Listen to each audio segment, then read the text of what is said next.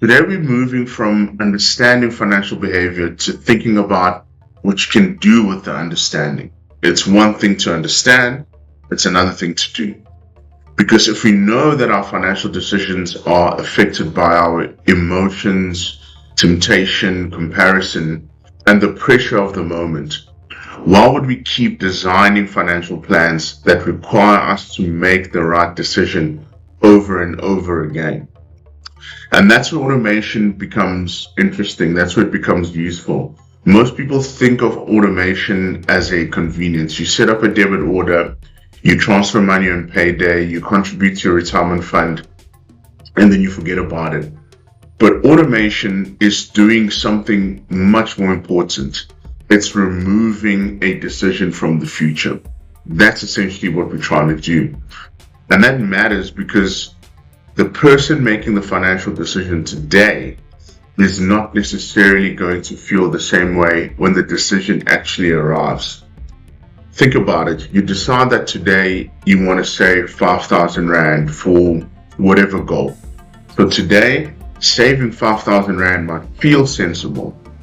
3 months from now, 6 months from now, a year from now, that same 5,000 Rand might suddenly have a different job, a different need, a different emotion, a different temptation.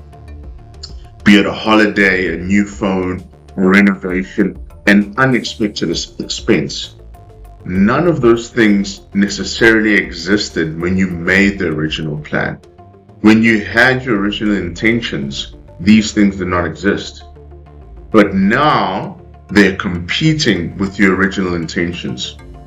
And suddenly you're asking yourself to win the same financial argument every single month. And that's where relying on discipline becomes expensive, because discipline can only get you so far. Because discipline assumes that the best decision will continue to feel like the best decision when the moment arrives. Sometimes it won't, because like I said, you might have the best of intentions, but when you made the original decision, the existing temptations of today did not exist. So instead of asking, how can I become more disciplined? How can I become disciplined enough to make the right decision every month? You should rather ask a different question. You should ask, why am I asking myself to make the decision every month at all? That's what automation changes. It moves the decision from the moment of temptation to the moment of intention. You make the decision once, then the system carries it forward. Remember what I've said previously. What is financial planning? Financial planning is a framework, a system for consistently making good financial decisions. And that is why automation should be part of that financial plan. You make the decision once, then the system carries it forward.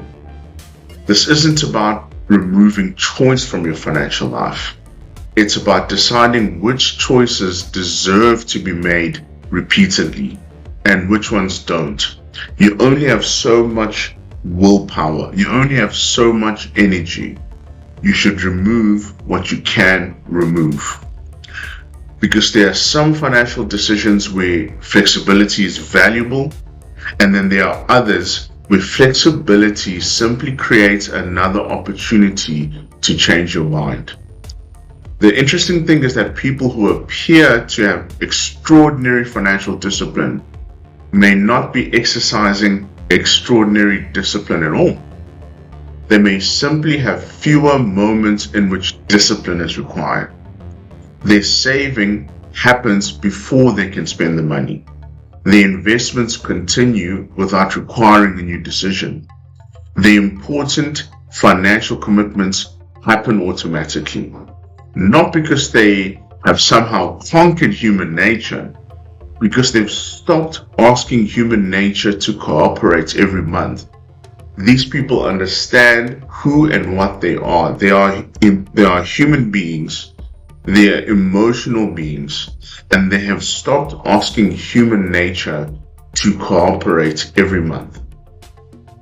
And perhaps that's a better way to think about financial planning. Not as a plan for how you should behave, but as an architecture for how you actually behave.